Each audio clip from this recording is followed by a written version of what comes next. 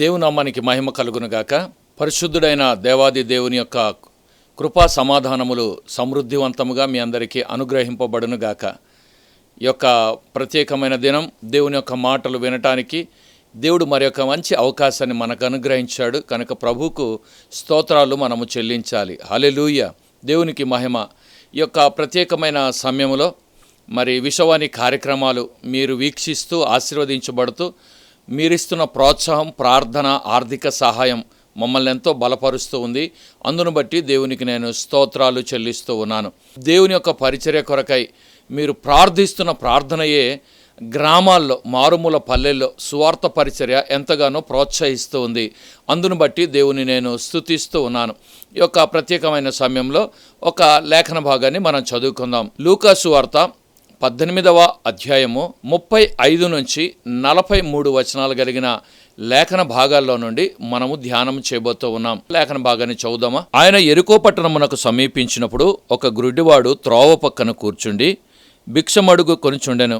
జనసమూహము దాటిపోవుచున్నట్టు వాడు చప్పుడు విని ఇది ఏమని అడుగగా వారు నజరేయుడైన యేసు ఈ మార్గము గుండా వెళ్ళుచున్నాడని వానితో చెప్పిరి.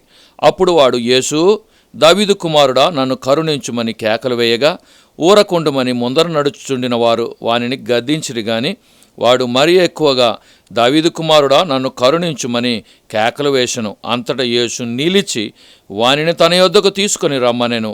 వాడు దగ్గరకు వచ్చినప్పుడు ఆయన, నేను మీకేమి చేయగోరుచున్నావని అడుగగా వాడు, ప్రభువా, చూపు పొందగోరుచున్నానెను. యేసు, చూపు పొందుము, నీ విశ్వాసము నిన్ను స్వస్థపరచునని వానితో చెప్పెను. అంతటా వాడు చూపు పొంది దేవుని మహిమపరచుచు ఆయనను వెంబడించెను. ప్రజలందరూ అది చూచి దేవుని స్తోత్రము చేసిరి. ప్రార్థన చేసుకుందాం. కృపాసత్య సంపూర్ణుడా, ప్రేమాస్వరూపి, దయగలిగిన దేవా, నీకే స్తోత్రాలు చెల్లిస్తూ ఉన్నాం. ఈ యొక్క సమయమున నీ మాటలు ధ్యానిస్తూ ఉంటుండగా మాతో మీరు మాట్లాడి ఆశీర్వదించండి, బలపరచండి, దీవెనతో నింపండి, మహిమ పొందమని మాటలు వినుచున్న కుటుంబాలని, సంఘాలని, వ్యక్తులను మీరు దర్శించండి, హృదయంలో కార్యము జరిగించండి. నాయన, మీ యొక్క మాటలు మాకెంతో ఆశీర్వాదకరం. నీ మాటలే మాతో మాట్లాడుమని మహిమ చెల్లిస్తూ యేసు నామముని ప్రార్థన అడుగుచున్నాము తండ్రి, ఆమెన్. ఈ చదివిన లేఖన భాగం మీరు అనేక పర్యాయాలు చదివి ఉండవచ్చు. మీ యొక్క సేవకుడు అనేక పర్యాయాలు విఫులీకరించి, విడమరచి అనేక పర్యాయాలు చెప్పి ఉండవచ్చు. ఒక గుడ్డివాడు ఆయన త్రోవ పక్కన కూర్చుండి భిక్షాటన చేసుకునేటటువంటి సందర్భం ఆయనకు యేసు ప్రభువారు దృష్టిని ప్రసాదించిన అద్భుత కార్యాన్ని ఇందులో మనం తేటగా చూడగలుగుతున్నాం. అయితే ఇందులో 40వ వచనాన్ని మీతో పంచుకోవాలనేటటువంటి ప్రేరణ దేవుడు అనుగ్రహించాడు.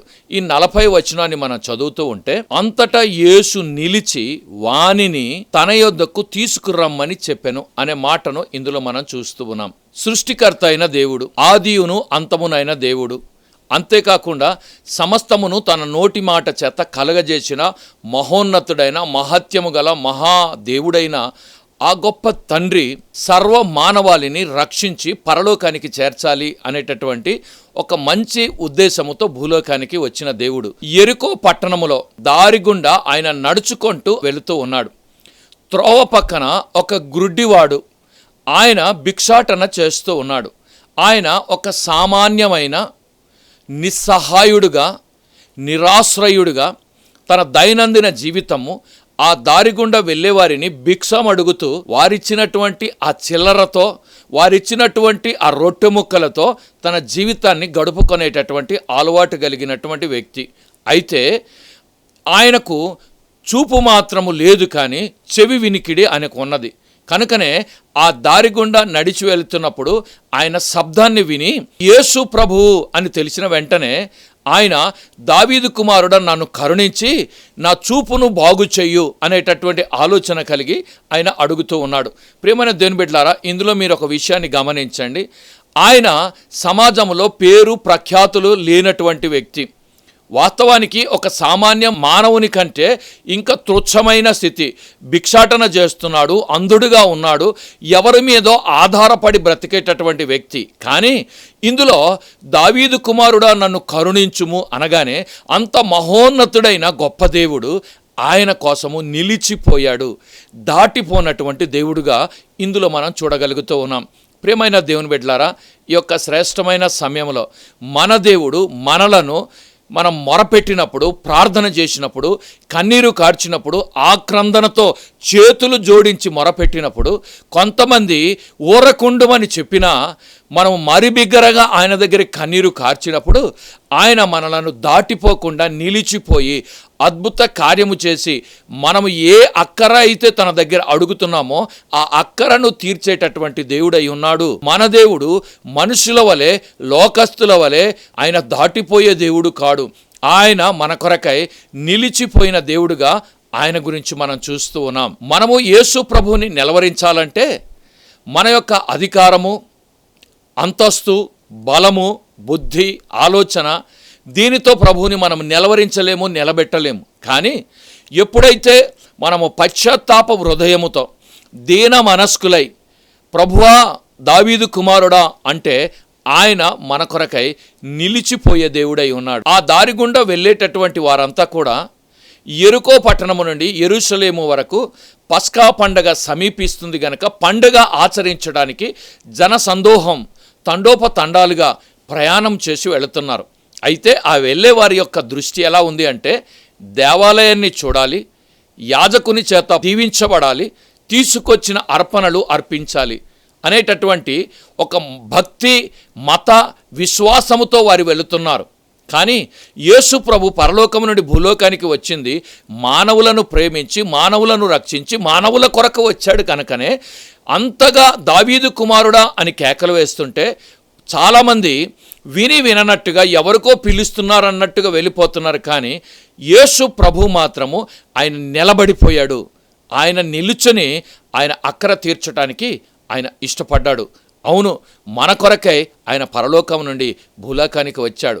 ఎవరు ఎలాగా కేకలు వేసినా, మెల్లని స్వరముతో అడిగినా, కన్నీరు కారుస్తూ విజ్ఞాపనము చేసి ప్రార్థనలు చేసిన దావీదు కుమారుడా అనగా ఆయన మన కొరకు నిలిచిపోయేటటువంటి దేవుడై ఉన్నాడు. జన సమూహమైతే మతము కోసం ఆలోచిస్తున్నారు, యేసు ప్రభువారు మానవత్వం కొరకు ఆలోచిస్తున్నారు.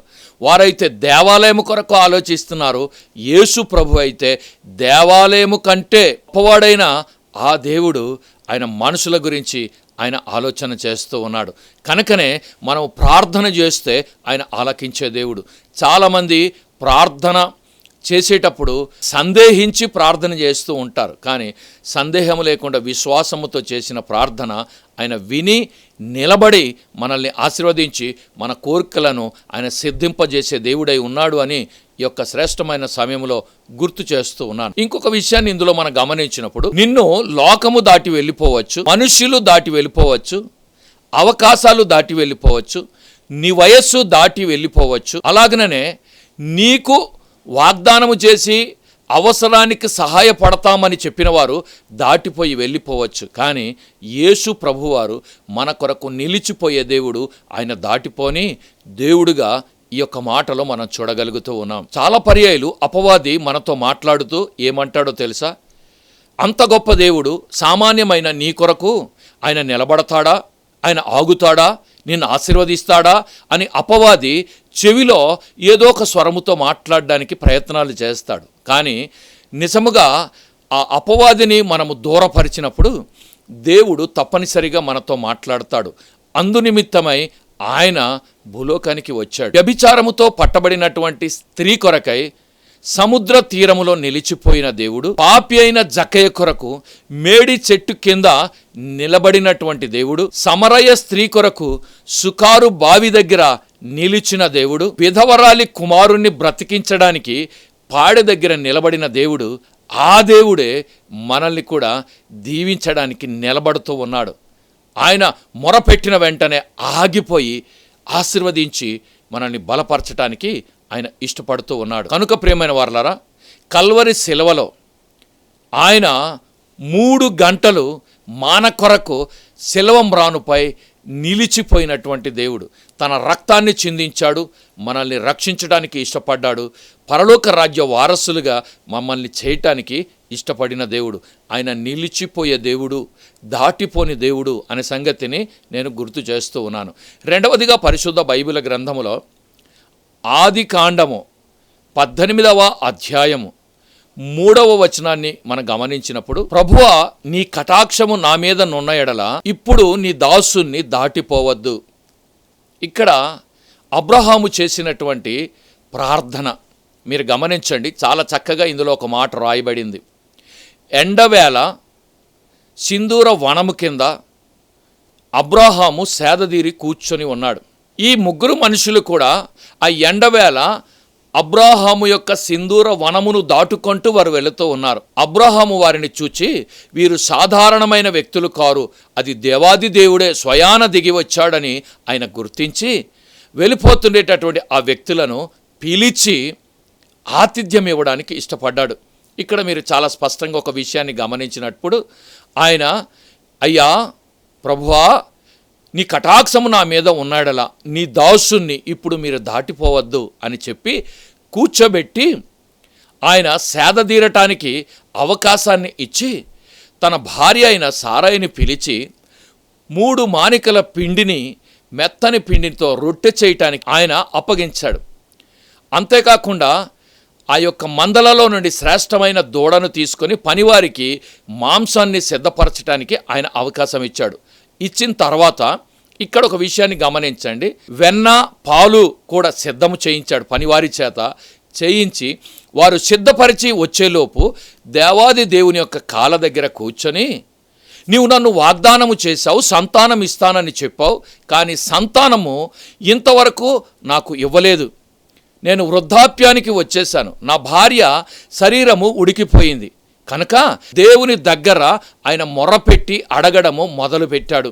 ప్రియమైన దేవుని బిడ్డలారా, ఇక్కడ చాలా సంగతిని మీరు గమనించినట్లయితే, ఇక్కడ ఆ భార్య రొట్టె తయారు చేసేలోపు, పనివారు మాంసం సిద్ధపరిచేలోపు ప్రభు దగ్గర ఆయన మొరపెట్టడము ఆయన మొదలుపెట్టాడు.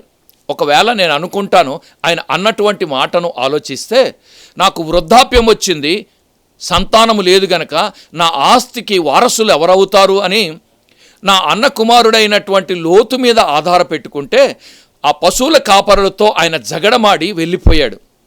హాగరు రాబో దినాల్లో ఏదైనా కానీ ఆశీర్వాదాలు కావాలి అనుకుంటే ఆ ఆశీర్వాదాలు కూడా లేకుండా పోతుందేమో, కనుక నా ప్రధాన దాసుడైన ఏలియాజరే ఈ ఆస్తి అంతటికి కర్త అవుతాడు, కనుక నాకంటూ ఒక సంతానం ఇవ్వాలి అని ప్రభు దగ్గర ఆయన అడగడం మొదలుపెట్టాడు. అయితే ఇక్కడ మీరు గమనించండి, అక్కడికి వచ్చినటువంటి మనుషులు 3 మాత్రమే, కానీ 3 మానికల పిండి అనగా దాదాపుగా 10.5 కేజీల పిండి, ఒక లేత దూడ, సమృద్ధి అయిన మాంసము, సమృద్ధి అయిన రొట్టె, అంతేకాకుండా వెన్న, తాగినంత పాలు సిద్ధము చేసి ఇచ్చాడు.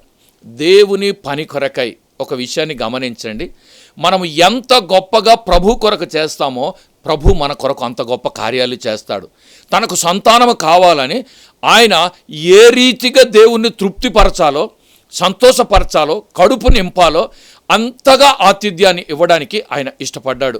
మనము దేవుని కొరకై గొప్ప కార్యాలు చేసేటప్పుడు, మనం దేవుని సంతోషపరిచేటప్పుడు, దేవునికి తృప్తిని కలుగజేసేటప్పుడు, సమృద్ధివంతమైన, మనము ఎన్నడూ కని విని ఎరగని అసాధ్యమైన కార్యాలను సుసాధ్యము చేసేటటువంటి దేవుడుగా ఆయన మన మధ్య కార్యం చేయడానికి ఇష్టపడతాడు. కనుక ప్రియమైన దేవుని బిడ్డలారా, దేవుని పరిచర్య కొరకై, మందిర అవసరత కొరకై, సేవకుని సేవ కొరకై మనము సమృద్ధిగా మనము సహాయపడేటటువంటి విశ్వాసులమైతే దేవుడు మన అక్కర్లన్నీ కూడా ఆయన తీర్చువాడై ఉన్నాడు. మన ప్రతి అక్కర తన మహిమైశ్వర్యంలో ఆయన తీరుస్తాడు. కనుకనే ఆయన భోజనం చేస్తూ సారాయిని పిలిచి, వచ్చే ఏడాది కల్లా నీ ఒడిలో ఒక కుమారుడు ఉంటాడు అనగా ఆమె నవ్వింది. నవ్వగానే ప్రభు అనుకొని ఉంటాడు, నీకు పుట్టబోయే కుమారుని పేరు కూడా నవ్వు అని పెడతావు అని ఆయన అని ఇస్సాకు అని చెప్పాడు. ఇస్సాకు అనగా నవ్వు అనే మాటను మనం చూస్తున్నాం. మనము నవ్వినా దేవుడు మనల్ని అసహించుకోడు, కానీ దాటిపోవద్దు అని ఆపినప్పుడు, మనము ఆతిథ్యం ఇచ్చినప్పుడు, దేవుని సేవ చేసినప్పుడు, ఆయన కాళ్ళ కింద కూర్చొని మన విజ్ఞాపన మనము తెలియజేసినప్పుడు అద్భుతములు చేయు దేవుడై ఉన్నాడు. కనుక మన దేవుడు దాటిపోకుండా ఆశ్చర్య కార్యము చేయు దేవుడు. 3వ మాట నేను చెప్పి ముగించాలని ఆశపడుతూ ఉన్నాను. ఆదికాండము 32వ అధ్యాయం ఇందులో ఒక విషయాన్ని మనం గమనించినప్పుడు 26వ వచనములో యాకోబు తన మామగారి ఇంటి నుండి గ్రామానికి, సొంత ప్రాంతానికి బయలుదేరి వెళుతుండేటటువంటి సమయంలో తన యొక్క 2 భార్యలు, 2 దాసీలు, 11 మంది పిల్లలు ఎబ్బేకు రేవు దాటాడు.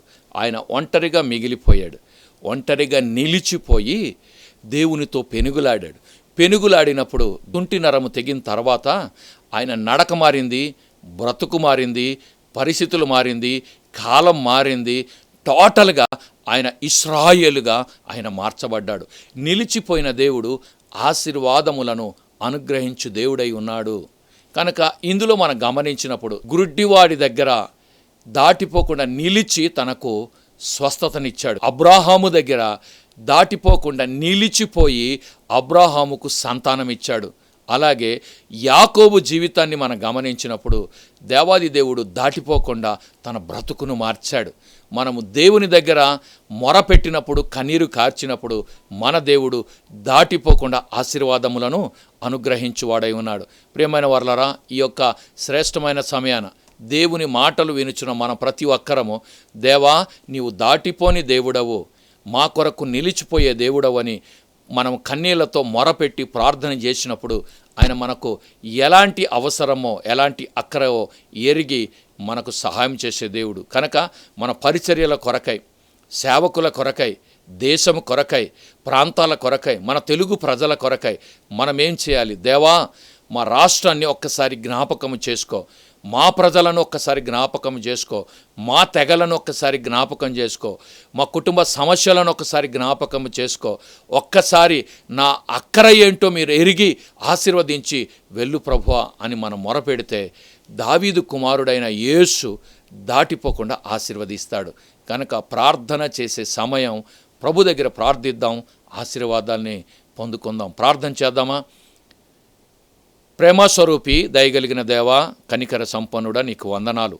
దావీదు కుమారుడా, నన్ను కరుణించుము అన్నప్పుడు నీవు దాటిపోని దేవుడవుగా నిలిచి ఆయనకు స్వస్థతనిచ్చావు. ప్రభువా, నీ దగ్గర అబ్రహాము, నాయనా, నీ కటాక్షము నా మీద నున్న ఎడల నీ దాసుని దాటిపోవద్దంటే నిలిచి సంతానం ఇచ్చిన దేవుడవు. యాకోబు, ఆయన నీతో పెనుగులాడినప్పుడు ఆయన బ్రతుకును, పేరును, జీవితాన్ని మార్చిన దేవుడవు. నాయన, మా పరిస్థితులు అలానే ఉన్నాయేమో, మమ్మల్ని క్షమించండి, సరిచేయండి, మమ్మల్ని బ్రతికించండి, బాగు చేయండి. మేము నీ ప్రజలముగా నిత్యము నీకు సాక్షులుగా ఉండి నీ కొరకై గొప్ప కార్యాలు చేయుట కొరకై నిలిచి ఆశీర్వదించి మమ్మల్ని అనేకులకు ఆశీర్వాదకరమైన వారుగా నిలబెట్టుమని కృతజ్ఞతలు చెల్లిస్తూ యేసు నామముని ప్రార్థన అడుగుచున్నాము తండ్రి. ఆమేన్.